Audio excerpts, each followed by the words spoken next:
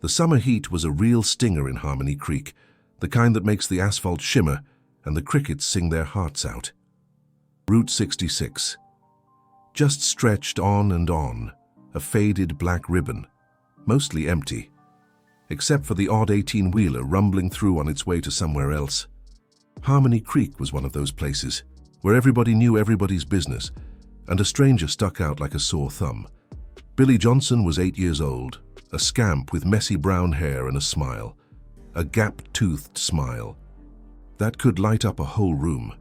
He lived with his mama in a little house on the edge of town, one of those houses where the paint was always peeling and the screen door always slammed shut.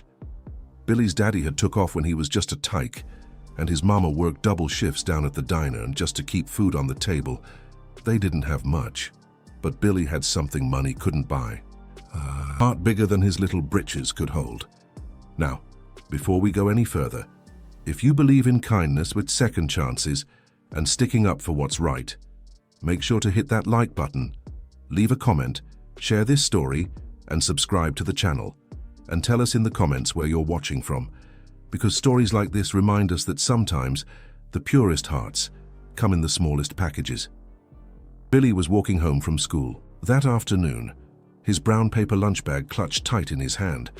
He hadn't eaten yet because his mama had packed him his favorite, a grilled cheese sandwich, golden brown and gooey, and he wanted to savor it. He was saving it for later, when he could really enjoy it. That sandwich was the highlight of his day. He'd been looking forward to it since first bell. Then he saw him, sitting on the side of the road, next to a busted-up Harley-Davidson, was the biggest fella Billy had ever laid eyes on. He had arms covered in tattoos and a leather vest with patches that Billy didn't recognize.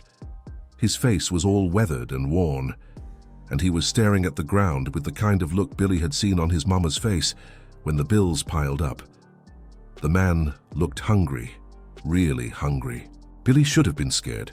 His mama always told him, never talk to strangers, especially not ones who looked like this.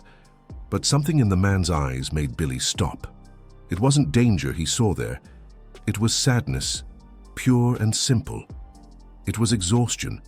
It was the look of someone forgotten by the world. Billy walked over slowly, his lunch bag clutched tight in his small hands. "Mister." "Saki," he said, his voice small but steady. "Are you okay?" The man looked up, surprised. His eyes were red-rimmed and tired, but they softened when he saw Billy. "My bike broke down," he rumbled, his voice hoarse. "Been stuck here since yesterday, no phone and no food and no way to get help."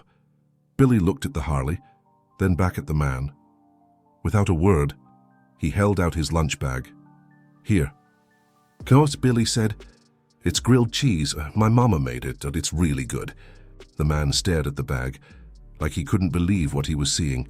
"Kid, I can't take your lunch, but you need to eat." Billy shook his head firmly. "You look hungrier than me. My mama always says we should help people who need it more, and you need it more." For a long moment, and the man didn't move. Then something cracked in his expression. He took the bag from Billy's hand, his fingers trembling slightly. "What's your name?" "Kid." "Billy," he said proudly. "Billy Johnson." The man nodded, a strange light coming into his eyes.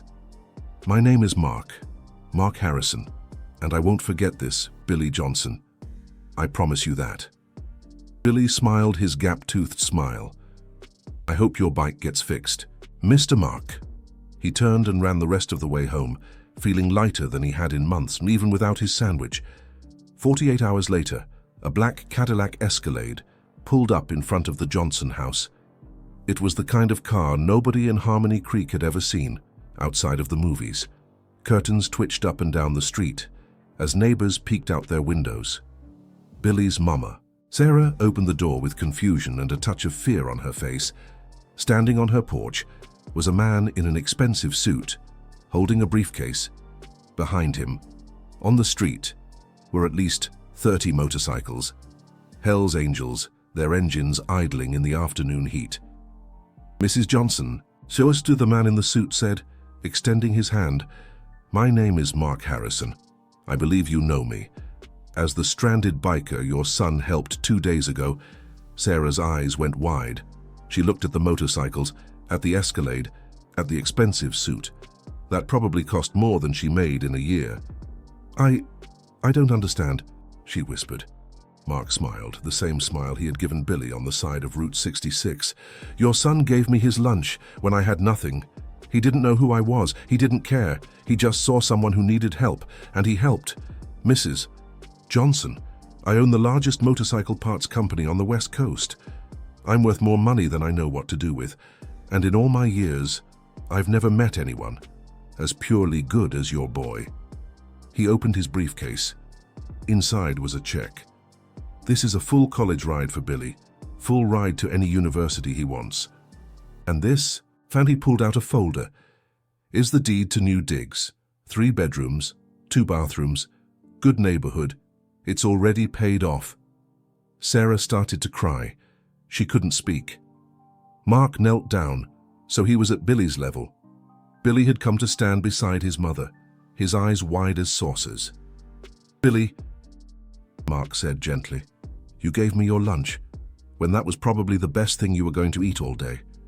You didn't ask for anything. You didn't expect anything. You just gave. Do you know how rare that is? Billy shrugged. My mama says that's what good people do. Mark laughed in a warm and genuine laugh. Your mama's right, and good people deserve good things. He stood up and turned to Sarah. The club takes care of its own, he said. And from now on, your family is our family. If you ever need anything at all, you call this number. He handed her a card, then walked back to his Escalade.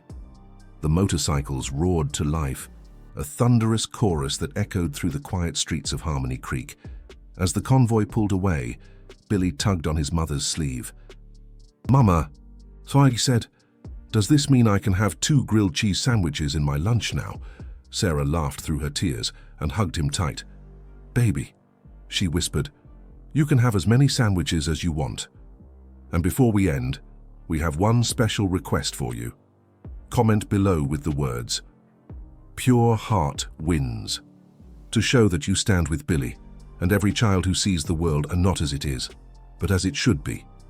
Because sometimes, the smallest act of kindness, given with no expectation of return, can unlock blessings beyond imagination. Remember, it's not about how much you have, it's about how much you are willing to give.